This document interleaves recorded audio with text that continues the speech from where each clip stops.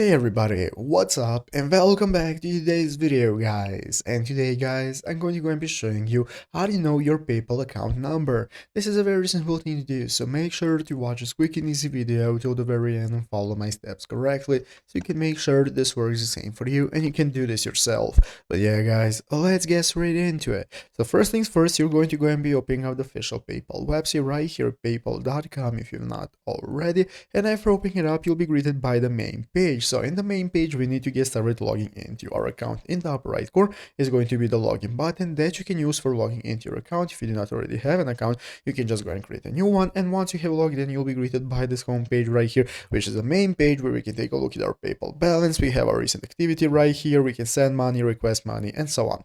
So let's go ahead and take a look at how we can get started with taking a look at our account number.